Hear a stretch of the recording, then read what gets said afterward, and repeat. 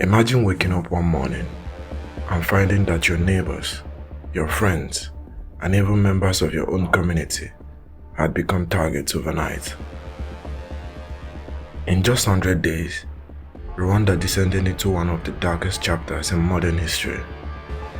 By the time the violence ended, hundreds of thousands of people had been killed, families had been torn apart, and an entire nation had been forever changed. How could a country known of its beauty hills and strong economy collapse into such horror? This is the story of Rwanda Genocide, the event that led to it, the 100 days that shocked the world, and the lessons that remain relevant today.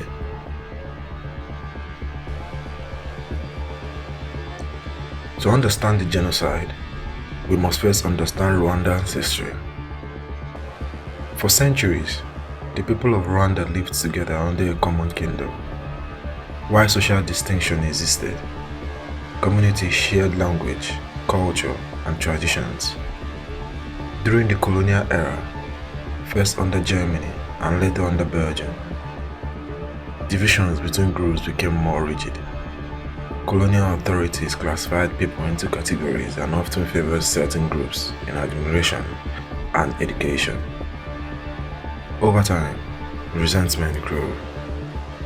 When Rwanda gained independence in 1962, political power shifted, and cycles of discrimination, violence, and displacement followed.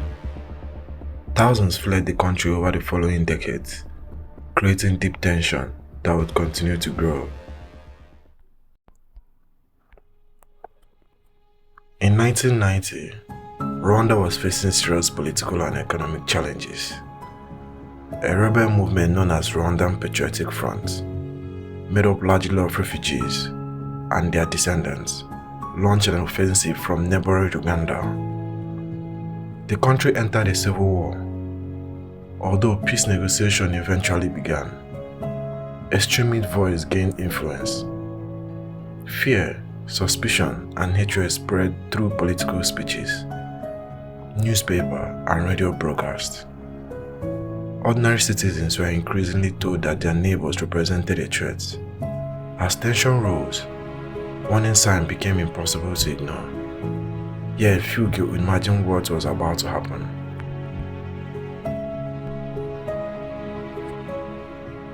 On the evening of April 6, 1994, the plane carrying Rwandan President Juvenal Habyarimana was shot down near Kigali. Everyone on board was killed. The target immediately triggered chaos. Within hours, roadblocks appeared across the capital. Political leaders, activities, and civilians were targeted. The country stood at the edge of catastrophe.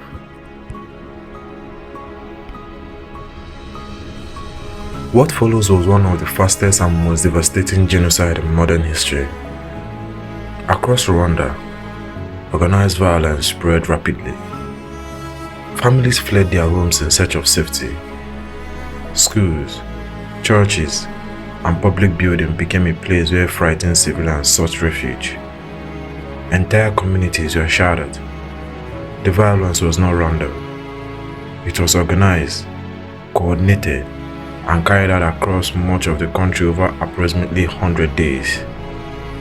As the crisis deepened, countless people faced impossible choices: flee, hide, or try to protect loved ones. Meanwhile, fear dominated everyday life. The social fabric of the nation began to collapse. As reports emerged, the international community struggled to respond effectively. Peacekeepers already stationed in Rwanda faced severe limitations. Governments around the world debated what was happening and how to react. While discussion continued, the violence persisted. Many survivors later questioned why stronger action was not taken sooner. The events in Rwanda would become one of the most widely discussed examples of international failure to prevent mass atrocities.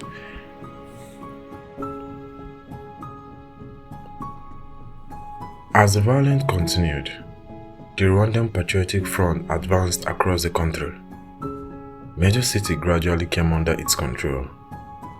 By July 1994, Kigali had fallen, and organized genocidal violence largely came to an end. But the human cost was immense. Millions have been displaced. Refugee camps filled the neighboring countries. Families search for missing loved ones. A nation now faces enormous challenges of rebuilding. The years after the genocide were marked by grief, recovery, and difficult questions. How could communities heal after such tragedy? How could justice be pursued? How could people learn to live together again? Rwanda established court and reconciliation program aimed at addressing crimes committed during the genocide. Survivors shared their story. Memorials were built. The country began the long process of rebuilding trust and national unity. Progress was slow, but many communities remained committed to moving forward. Today, Rwanda is often cited as an example of recovery and reconstruction after conflict.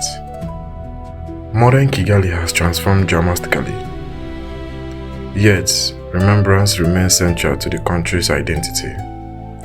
Memorials across Rwanda served as reminders of what happened during the 100 Days. The genocide is studied around the world as a warning about the dangers of hatred, division, propaganda, and dehumanization. History teaches that violence on such a scale does not merge overnight.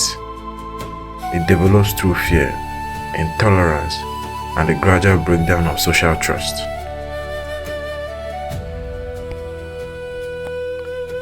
The Rwandan genocide lasted only 100 days, yet its impact continued to be felt decades later. It remains one of the most tragic events of the 20th century, and one of the history's clearest reminders of the importance of human dignity, accountability, and peace. If we remember the lesson of Rwanda, we may be better prepared to prevent similar tragedies in the future. Never again is not just a slogan, it is a responsibility.